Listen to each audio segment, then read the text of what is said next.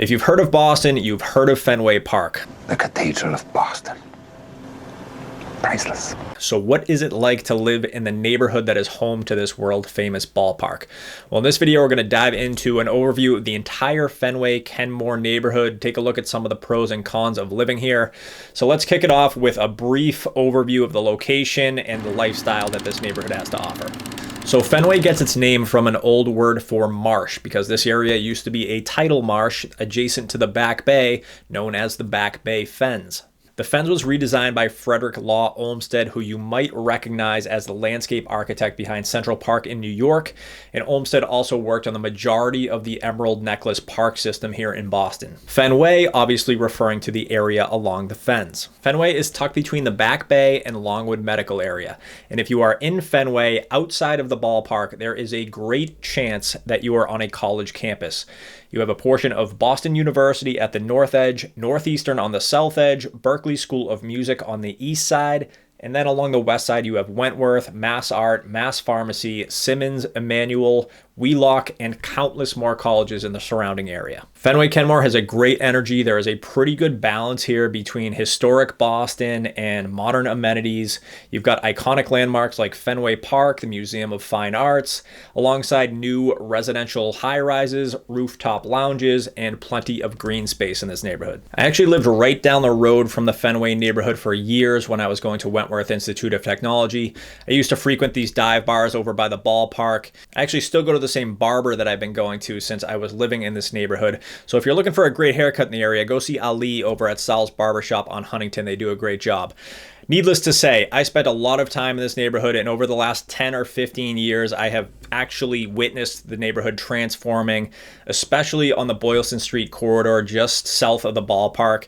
That's where a lot of these new residential high-rises have gone up. There's a ton of new retail on the ground level over there, so it's not just those dingy ballpark dive bars anymore. There's a lot of great food, a lot of great bars, a lot of great restaurants and shops over in this neighborhood, so it's transformed a ton over the last decade or two. As you might imagine, this neighborhood is heavily collegiate, and being right next to Longwood Medical area, there are a ton of medical students and professionals living in and around the neighborhood.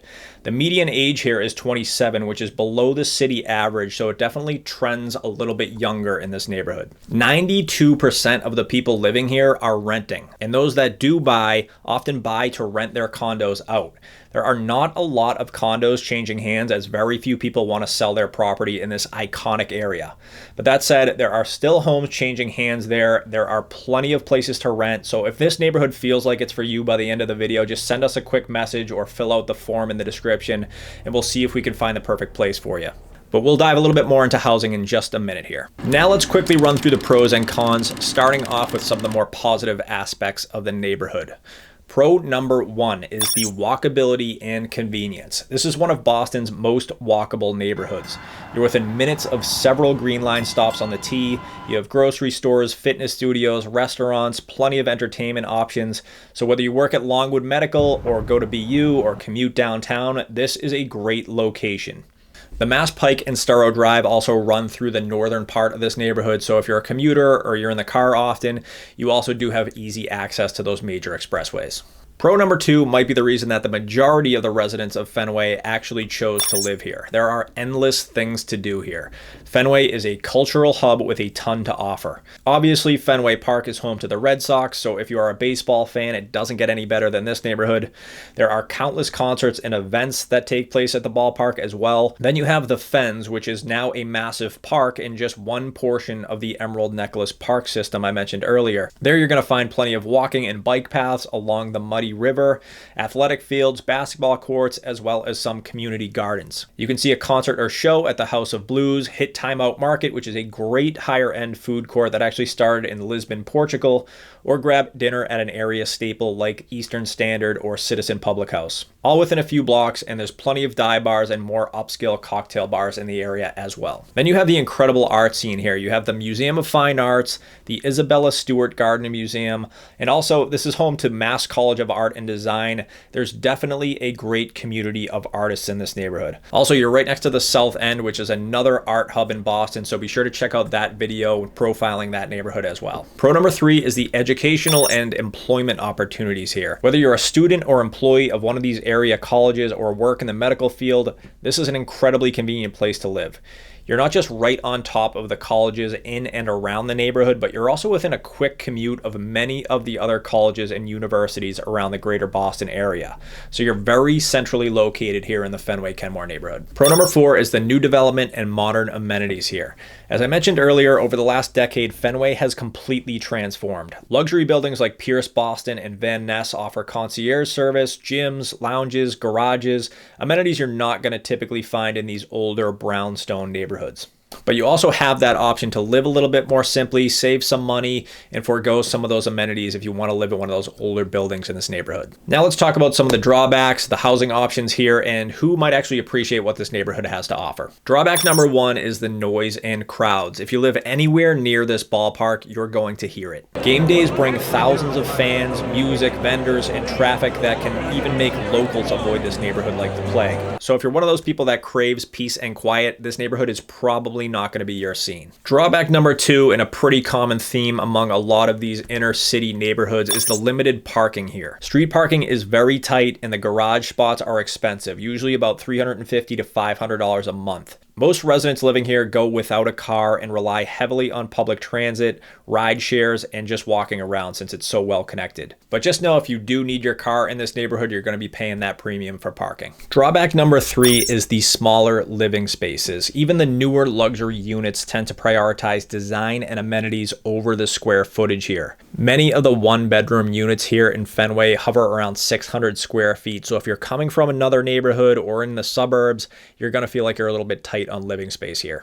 Drawback number 4 ties right into that living space, but it's a pretty good transition into the cost of housing here, and that is the price tag for what you get. While the neighborhood offers a ton in lifestyle value, you are paying a premium here. It's not uncommon to spend nearly seaport neighborhood level prices for less space and no view, but it all depends on what you're looking to get out of this neighborhood. Now let's talk about what the average home prices are in this neighborhood, starting with the rental rates according to the MLS over the last year prior to posting this video. The median apartment rental rates in the Fenway neighborhood, starting with studios, are $2,300 a month. For one bedrooms, $2,800 a month. For two bedrooms, $3,750. For three bedrooms, $5,300 a month. Now getting into the median condo sales prices for Fenway for the last 12 months. The one bedrooms are going for $1.2 million, although I only saw 5 of these sales according to the MLS, and most of these are from the Pierce Boston luxury condo building. So those come at a premium. You can find one bedrooms in the area for around $800,000 that are not in this building, but for what the amenities the Pierce offers, it's unbeatable in this neighborhood. So those condos are obviously coming at a premium. For two bedrooms, those are averaging around $1 million. The Pierce, they're going for around 1.7 to 2.3. So again, paying a premium at Pierce. Median three bedroom price is around 1.5 million, but again, in the luxury high rises, you're talking about 6.3 million for a 3-bedroom penthouse in the Pierce with city views.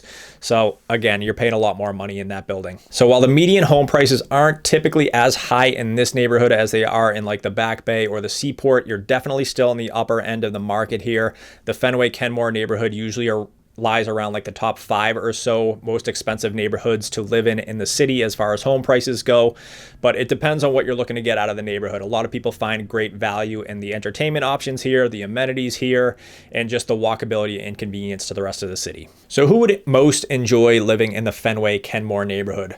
Well, I think if you're a student, a young professional, a baseball fan, medical staff, artists, downsizers who want that city lifestyle, I think if you're a foodie or an art lover, it probably doesn't get much better than this neighborhood, not just because of what Fenway-Kenmore has to offer, but the fact that you're just south of Cambridge and Somerville, another great food and art scene. You have just to the southeast, you have the South End, which is another great food scene, great art scene, terrific restaurants, and then to the southwest, you also have Jamaica Plain, which similarly is a little bit more suburban, but has another great food scene and art scene. Guys, if you have any of your own thoughts about the Fenway neighborhood, feel free to drop them in the comments below. If you have any additional questions about Fenway or any other neighborhood in Boston, feel free to reach out to our team. Let us know what you're looking for as far as housing. We're working with buyers, sellers, investors all over the city, so we're happy to at least have a conversation, figure out what you're looking for, and if we're not the right fit for you, we'll find someone that is. But thank you guys so much for watching the video. Hopefully this gave you a good understanding of the Fenway neighborhood, and we'll see you on the next one. Take care.